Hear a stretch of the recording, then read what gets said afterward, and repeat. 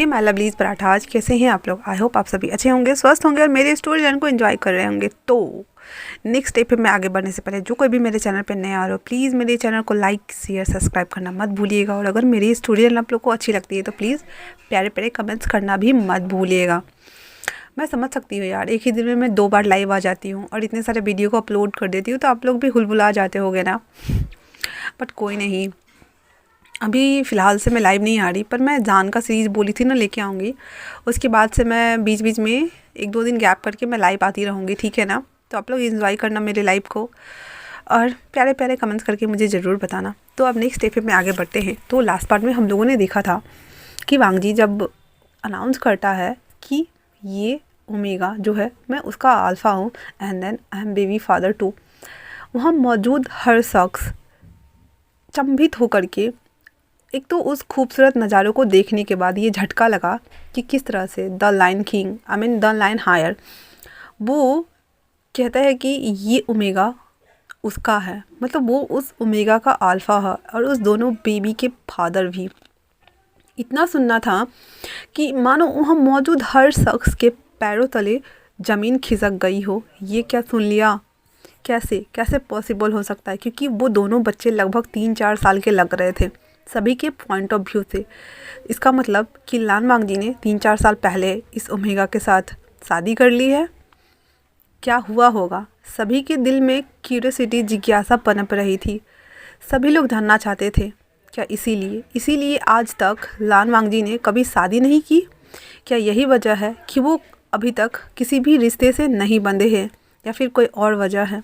हालांकि किसी को एक्चुअली पता नहीं है कि सही वजह क्या है और क्या हो सकती है, बट फिर भी क्यूरियोसिटी किल द कैट। हर कोई अपना अपना अनुमान लगा रहा था, हर कोई अपना अपना एफर्ट डाल रहा था, हर कोई अपना अपना जो जिस पॉइंट ऑफ व्यू से वो सोच सकता था, देख सकता था, वो सभी चीज़ों को उसमें डाल रहा था। ये देखने के साथ ही विंग एक तो पहले तो वांगजी को खुद से थोड़ा अलग करता है। उस हॉल में मौजूद सभी शख्स के ऊपर एक बार वो अपनी निगाहों को दौड़ाना शुरू करता है, क्योंकि वहाँ मौजूद हर शख्स, वो पूरा का पूरा हॉल पूरा पिन ड्रॉप साइलेंस में डूब चुका था। ओनली फॉर लान वांगजी के अनाउंसमेंट करने के बाद ही वो जब देखता है कि हर शख्स की निगाहें इतने सारे सवालों से भरी हुई है और वो मुझे ही घूर घूर के देख रही है, उसे थोड़ा अजीब लगता है। और वो उसके हाथ पांव पूरे ठंडे हो गए थे और वो वहाँ से जैसे ही पलट के जाने वाला होता है, वांगजी जो कि नोटिस कर रहा था कि ये पैनिक हो रहा है, उसकी जो स्पाइसी चिली सेंट जो थी वो अपने उस फेरोमोन को वो रिलीज कर रहा था। वांगजी उसके पास होने की वजह से अब उसके फेरोमोन्स को वो रिलीज जो कर रहा था उसे वो फील कर पा रहा था। वांगजी समझ गया था कि ये बहुत ज़्यादा पैनिक हो रहा है और देखा कि वो भागने वाला है यहाँ से। जैसे ही वो मुड़ा, वांगजी ने उसके हैंड्स को पकड़ते हुए कहता है, विंग ठहरो। इतना बोलना था कि विंग अपनी ही जगह पे जम जाता है और वो धीरे धीरे करके वांगजी को पलटता है और कहता है, क्या हुआ अल्फ़ा।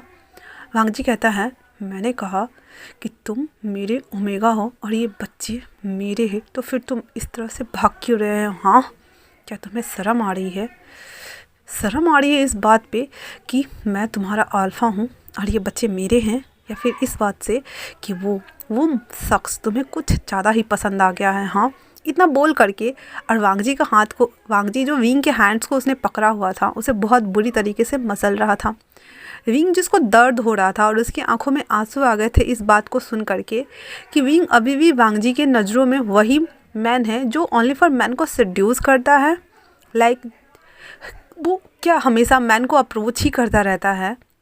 क्या वांगजी के दिल में बस यही रह गया है मेरी छवि।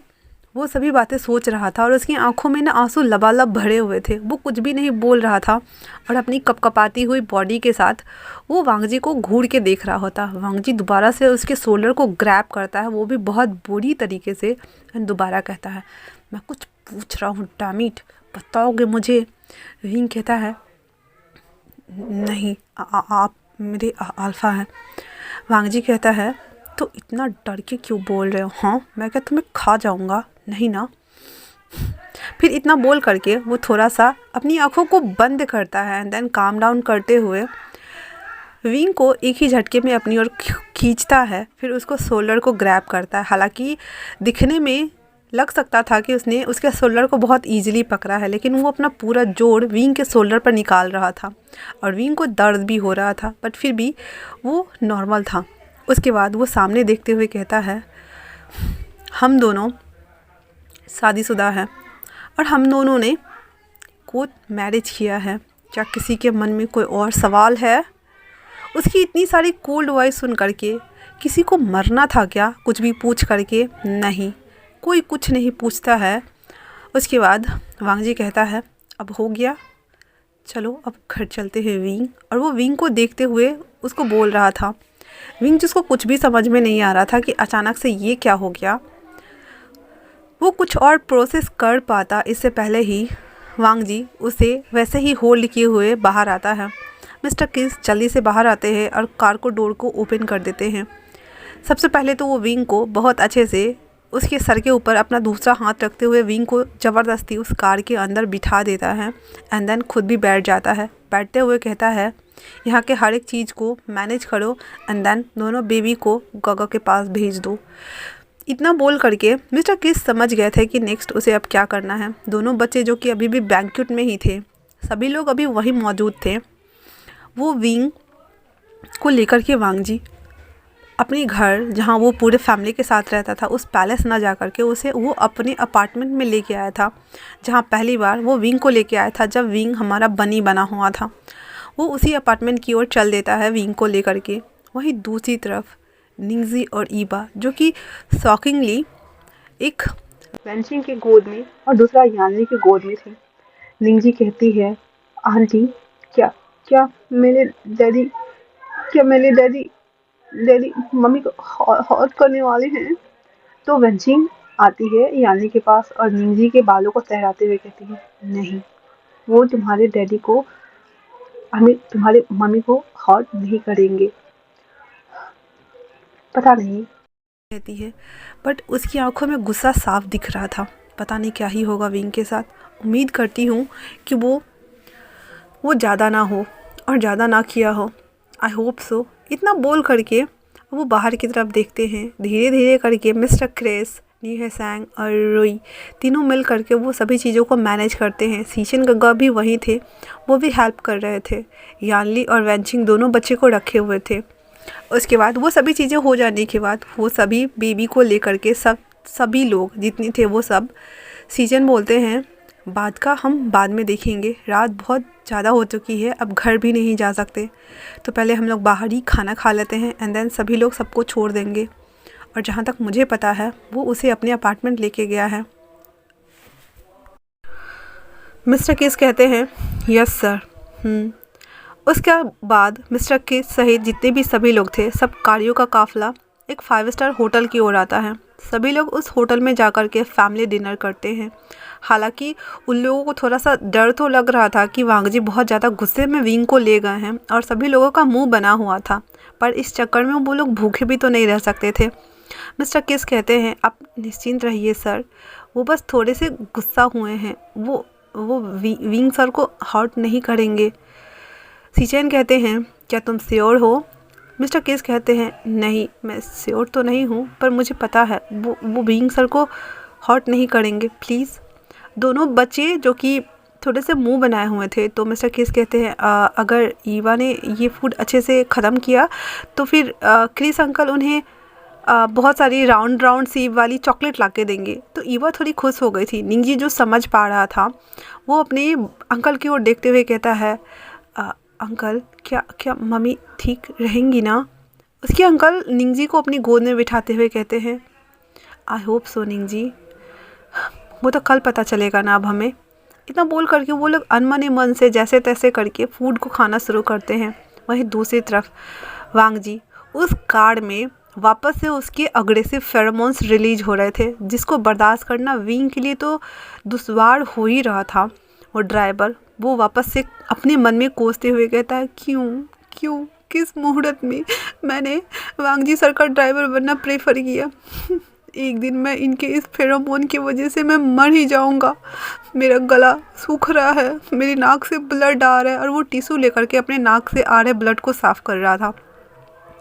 विंग जो कि वो भी डरा हुआ था और वो बहुत ज़्यादा पैनिक कर रहा था। वो अपने दोनों हाथों को मसल रहा था और रह रहे को वांगजी को घूर घूर के देख रहा था।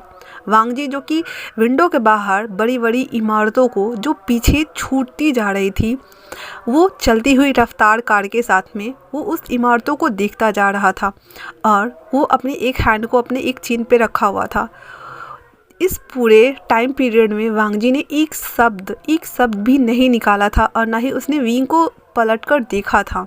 अपने अपार्टमेंट तक आते हुए वो बाहर निकलता है, अपने कोट को सही करता है, फिर विंग की तरफ आते हुए उस डोर को ओपन करता है और विंग को बाहर आने के लिए बोलता है। विंग जो कि बहुत ज़्यादा डरा हुआ था वो नहीं निकल रहा था। वापस से वांगजी कहता है, मैंने कहा बाहर आओ। इतना बोल करके वो उसकी ओर झुक जाता है। विंग कहता है ठीक है। इतना बोल करके विंग बाहर आता है। उसके बाद उसके हाथ को बहुत बुरी तरीके से पकड़ते हुए उसे खींचते हुए अपने अपार्टमेंट में लेके जा रहा होता है। विंग जिसके मुंह से एक वर्ड तक नहीं निकल रहा था वो सीधे उसके पीछे जा रहा था, लाइक उसे वो दौड़ा रहा था। वो उसके पीछे चलते चलते जा रहा था। अपने अपार्टमेंट में आते हुए वो अपने पॉकेट से कार्ड की निकालता है और अपने डोर को ओपन करता है। डोर ओपन करने के साथ ही विंग को वो डोर पे फेंकते हुए उसके हैंड को ऊपर करता है और उसके चिन को ऊपर करते हुए कहता है, तो तुम्हें बहुत ज़्यादा शौक है ना दूसरे मैन को सेड्यूस करने का। यू नो व्हाट विंग, तुम्हें लगता है ना कि मैं तुम्हें सेटिस्फाइड नहीं करा सकता हूँ, इसी वजह से तुम बस मौका देखते रहते हो, तो फिर मैं आज तुम्हें सेटिस्फाइड कर ही देता हूँ। इतना बोलने के साथ ही वो अपने टाई को थोड़ा ढीला करता है एंड देन वो विंग के लिप्स को कैप्चर नहीं करता बल्कि वो लेफ़्ट साइड के उसके नेक के पास जाते हुए सीधे बाइट ही कर डालता है, जिस वजह से विंग के मुंह से बस चीख निकलती है। वो उसे बाइट करने के बाद वापस से सक कर रहा था, अपनी वो टंग से उसे लिक कर रहा था एंड देन उसे सीधे वॉशरूम लेकर के आता है, शावर ऑन करता है। वो दोनों अभी भी कोट पहने हुए थे और फिर जब दोनों गीला हो गए थे, पूरे पानी उसकी बॉडी से होते हुए नीचे तक स्प्लिट आउट हो रही थी। वांगजी वापस से उसे भींगते हुए ही कहता है, मेरे ख्याल से अब तुम ठंडे हो गए ना विंग। तुम्हें सोचना चाहिए था, तुम्हारे पास तुम्हारा अल्फ़ा है, तो तुम अपने अल्फ़ा को होते हुए ऐसा कैसे कर सकते हो। हाँ, मैंने तुमसे कहा था ना कि मुझे बहुत ज़्यादा गुस्सा आ रहा है तुम पर। इतना बोलते हुए वो विंग के कपड़े को उतारने लगता है। विंग पैनिक होते हुए कहता है, ये आप क्या कर रहे हैं सर। हाँ, वांगजी कहता है, अल्फ़ा, मुझे अल्फ़ा बुलाओ। विंग कहता है, अल्फ़ा, ये आप क्या कर रहे हैं। तो वांगजी कहता है, shut up, just shut up, मुझे करने दो वरना मुझसे बुरा कोई नहीं होगा। इतना बोलने के साथ ही उसके शर्ट्स को एक ही झटके में खोल के 2 भाग में डिवाइड करता है एंड देन उसके शर्ट को खोलना शुरू करता है। उस शर्ट को खोल के हटा देता है, उसके पैंट्स को भी खोल के नीचे करता है और कहता है, उतारो इसे। इतना बोलता है। विंग जो कि अपना पैंट उतार रहा था, तब तक वांगजी ने भी अपने कोट को उतार दिया था, अपने शर्ट को खोल लिया था और वो भी अपने पैंट को खोल के नीचे कर रहा था। विंग अभी भी लटका हुआ था खोलने में। वांगजी कहता, डैम इट, मैंने कहा उतारो इसे वरना। वो सीधे विंग को अपनी ओर खींचता है। वो अभी भी दोनों अपने बॉक्सर में ही थे। उसके बाद उसके फिर से उसी जगह पे जहाँ उसने बाइट किया था वहाँ पे दोबारा से बाइट कर लेता है और कहता है, तुम्हें पनिश करना बहुत ज़्यादा ज़रूरी हो गया है। इतना बोल करके और वो सीधे बाथटब के पास उसे पकड़ के लाता है। तब तक उसने उसका पैंट वो निकल चुका था, वो नीचे पूरा आ गया था, तो वो खुल गया था। दोनों ने उतार दिया था। उसके बाद वो सीधे बाथटब पर फेंकता है, जिस वजह से विंग के हाथ में थोड़ा सा चोट लग जाता है और वो पीठ के बल फेंका था। हालांकि उस बाथटब में पानी तो नहीं था, लेकिन फिर भी वो बाथटब पर उसको फेंकता है एंड देन उसके पैंट्स को ऊपर से ही ग्रैब करते हुए कहता है, तुम्हें बहुत ज़्यादा, क्या बोलूँ मैंने कहा था ना कि बाकियों मैन के साथ तुम ऐसे हैंडशेक या टच नहीं कर सकते हो। हाँ, और फिर वो उसके ऊपर आ रहा था, बैक से ही ऊपर आ रहा था और उसके बाल को खींचते हुए कहता है, तो अब अपनी पनिशमेंट लेने के लिए तैयार रहो। उसके बालों को बहुत बुरी तरीके से ग्रैब किया हुआ था, जहाँ विंग ने अपने एक हैंड से दूसरे पार्ट को और एक हैंड से इधर वाले पार्ट को पकड़ा हुआ था बहुत बुरी तरीके से, क्योंकि उसे सच में। एक तो उसके बाल को पकड़ा हुआ था, ऊपर से उसे ऐसे डॉग स्टाइल में नीचे कर दिया हुआ था। उसके बाद वांग जी उसके पैंट को नीचे करता है एंड देन अपने हाथ को बाहर निकाल करके उसके ऊपर रब करना शुरू कर देता है। विंग कहता है ये आप क्या क्या कर रहे हैं, हाँ क्या करने चाहते हैं आप? तो वांग जी कहता है क्यों, तुम्हें बुरा लग रहा है अगर मैं ये कर रहा हूँ तो? क्या तुम्हें ये नहीं चाहिए? विंग को वांग जी लाइक कोई प्रिपेयर नहीं करता, वो सीधे उसके पैर को उठाता है। अपने एक पैर को उठा करके वो बाथटब पे रखता है जहाँ विंग का हाथ था, उसी के बगल में उसके हैंड को भी अपनी थाई के ऊपर रखता है जिसे वो पकड़ा हुआ था, और उसके टांग को भी उठा करके अपनी थाई के ऊपर रखता है और सीधे उसके बटहोल में अपनी हाडी को इन कर देता है। विंग इतना ज़ोर से चीखा था कि मतलब सिर्फ और सिर्फ ओनली फॉर वांग जी का अपार्टमेंट ही पूरा हिल गया था। वांग जी बिना मौसी किए उसे फक करना शुरू कर देता है और कहता है मुझे कहो आज के बाद तुम मेरे अलावा किसी भी मैन को टच नहीं करोगे। विंग अपने मन में कह रहा था ये साइको हो गया है, मैंने कैसे उम्मीद कर लिया कि ये बदल जाएगा, ये बिल्कुल भी नहीं बदल सकता है, ये मेरी जान लेके रहेगा। हालांकि उन दोनों ने जस्ट कुछ दिन पहले ही सेक्स किया था, तो जैसे ही उसने अंदर अपनी हाडी को इन किया था तो विंग को इतना ज़्यादा तो दर्द नहीं हुआ था, लेकिन अचानक से किया था जिस वजह से उसके मुंह से चीख निकल गई थी। और वो अभी वांग जी उसे बहुत ब्रूटल तरीके से लगातार थ्रस्टिंग पे थ्रस्टिंग दिए जा रहा था और उसके हाडी को अपने हाथ में लेकर के स्टॉक कर रहा था। वो अपना सारा फ्रस्ट्रेशन निकाल रहा था उसके ऊपर। विंग बस स्वीट सा मॉर्निंग साउंड्स ही निकाल रहा था कुछ सेकंड बाद ही, क्योंकि भले ही ये थोड़ा ब्रूटल तरीका था, लेकिन जैसे ही इन किया उसने और जैसे ही थ्रस्टिंग देना शुरू किया, विंग की बॉडी भी रिएक्ट करना शुरू कर चुकी थी और वो अब चीख के साथ साथ मीनिंग साउंड भी निकाला था, क्योंकि वांग जी रह के उसे ज़बरदस्ती स्टॉक करता, थ्रस्टिंग करता और पुश कर छोड़ दे रहा था, जिस वजह से वो बहुत ज़्यादा अजीब कंडीशन में था ना, वो इस तरह के पोजीशन में था कि उसे पेन हो रहा था। कुछ सेकंड बाद जब वांग जी फर्स्ट टाइम रिलीज हो जाता है और विंग को टिप को उसने अभी भी ग्रैब किया हुआ था, विंग को उसने अभी भी ऑर्गेज्म तक आने नहीं दिया था, वो वैसे ही विंग को छोड़ देता है, उसको पूरा स्ट्रेट खड़ा करता है और उसके बाद कहता है इस कॉटन को पकड़ो। विंग कहता है क्या? तो वांग जी कहता है मैंने कहा इस कॉटन को पकड़ो। कॉटन जो पूरे बीच में लगा हुआ था वॉशरूम और मतलब शावर रूम और बाथटब के बीच में, तो विंग जो था उस कॉटन को पकड़ता है दोनों हाथ से। अभी दोनों खड़े थे, वांग जी वापस से उसे ऐसे ही स्टॉक करना शुरू कर देता है। उसके हाथ टिप को उसने बहुत बुरी तरीके से ग्रैब कर किया हुआ था। विंग को तो मानो सांसें अटकी पड़ी हुई थी, उसे समझ नहीं आ रहा था कि हाँ क्या हो रहा है। वो वापस से उसे थ्रस्टिंग दिए जा रहा था और विंग इस तरह के साउंड्स निकाल रहा था, जो सुनकर के वांग जी का गुस्सा बहुत ही ज़्यादा ठंडा हो चुका था, लेकिन फिर भी उसका मन नहीं भरा था। वैसे करते करते वो सेकेंड राउंड में वो दोनों एक साथ रिलीज होते हैं, क्योंकि विंग को बहुत ज़्यादा बेचैनी हो रही थी और उसको बहुत बुरी तरीके से स्वेटिंग आ रही थी, जिससे वो बहुत अनकम्फर्टेबल हो गया था। वांग जी समझ पा रहा था उसकी कंडीशन को। लास्ट में जब वो फाइनली ऑर्गेज्म तक जाता है तो उसने उसके टिप को भी रिलीज कर दिया था, जिस वजह से वो सारा ये दोनों एक साथ ही उस ऑर्गेज्म तक पहुंचते हैं। और फिर वो बैक से ही विंग को ऐसे पूरी होल्ड किया हुआ था, मतलब मानो जोक चिपक गया हो उसके बॉडी के ऊपर, और वैसे ही ग्रैब किए हुए उसको पकड़े हुए था। फिर अपनी सांसों को थामते हुए कहता है मार्क मी। विंग कहता है क्या मतलब? वांग जी कहता है तुम क्या बहरे हो? मैंने कहा मुझे मार्क करो, मैं चाहता हूँ कि तुम मुझे मार्क करो, अपना अल्फा बनाओ मुझे। इतना बोल करके वो सीधे अपने हाडी को एक ही झटके में बाहर निकालता है और विंग को अपनी ओर मुड़ाता है। जैसे ही वो मुड़ा, जितना भी स्पर्म और लिक्विड था वो सभी उसके थाई से होते हुए नीचे आ रहा था और नीचे गिर रहा था। विंग उसे देख रहा था। वांग जी कहता है उस पर ध्यान मत दो, मैंने कहा मुझे मार्क करो। विंग कहता है ये सही समय नहीं है। तो वांग जी कहता है तुम्हें डर लग रहा है ना कि कहीं मैं तुम्हें छोड़ ना दूँ? हाँ। फिर उसके कान में फुसफुसाते हुए धीरे से कहता है डरो मत, मैं अब मरते दम तक तुम्हें नहीं छोड़ सकता। You know what wing, I love you, I really love you, I passionately love you. मैं तुम्हें इतनी बुरी तरीके से चाहने लगा हूँ कि मैं अब कुछ और नहीं सोच सकता। मैं तुम्हें किसी और के साथ नहीं देख सकता, मैं तुम्हें किसी और के साथ हंसते हुए भी नहीं देख सकता। तुम मुझसे कैजुअली टॉक नहीं करते हो, बट हर किसी से कंफर्ट होकर बात करते हो। मुझे बहुत ज़्यादा बुरा लगता है। मैं चाहता हूँ कि तुम मेरे साथ कंफर्टेबल रहो। You know what, you know ना, I am your alpha and Wang ji बुलाओगे। No alpha, no Jangfu, no sir, only for Wang ji, है ना विंग।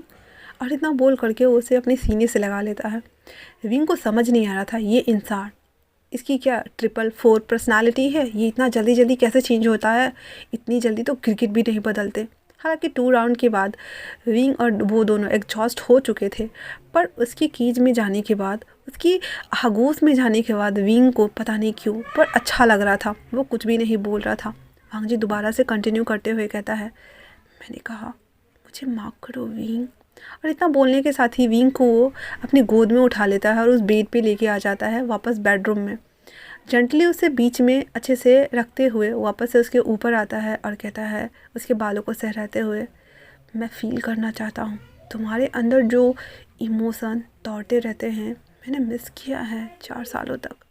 जब भी तुम मेरे करीब होते थे ओनली फॉर मैंने तभी मिस किया है। पर मैं अब तुम्हें पूरी रूह से जानना चाहता हूँ विंग। मैं चाहता हूँ कि हमारे सोल आपस में मिल जाएं। तुम जो फ़ील करो वो भी मैं फ़ील करूँ, मैं जो फ़ील करूँ वो तुम फ़ील करो, है ना विंग। मैं बहुत जल्द सभी चीज़ें क्लियर कर दूँगा, सब कुछ सही हो जाएगा हमारे बीच। तुम सुन रहे हो ना। विंग जो कि शॉकिंग स्टेज में जा चुका था और अनबिलिंकली वो वांग जी को देख रहा था और बस अपने मन में प्रोसेस कर रहा था, क्या सच में मुझे माफ़ करना चाहिए। विंग की ऐसी बहकी बहकी बातें, वांग जी की ऐसी बहकी बहकी बातें सुनकर विंग को तो यकीन ही नहीं हो रहा था एक पल के लिए, क्या सच में मुझे उसे माफ़ करना भी चाहिए। और वांग जी उसे प्लीडेड आइज के साथ में देख रहा था। हालांकि उसका गुस्सा अभी भी उतरा नहीं था। वो वापस से उसके थाइस को अपने शोल्डर पर रखते हुए कहता है, विंग। वांग जी की बात सुनने के बाद विंग कहता है, हाँ। मैंने कहा मुझे माफ़ करो विंग। तो आज के लिए इतना ही। कैसा लगा आप लोग को ये पार्ट मुझे कमेंट्स करके ज़रूर बताइएगा। जैसा भी लगा हो आप लोग मुझे कमेंट्स करना ज़रूर, ठीक है ना। तब तक के लिए थैंक्स फॉर वॉचिंग।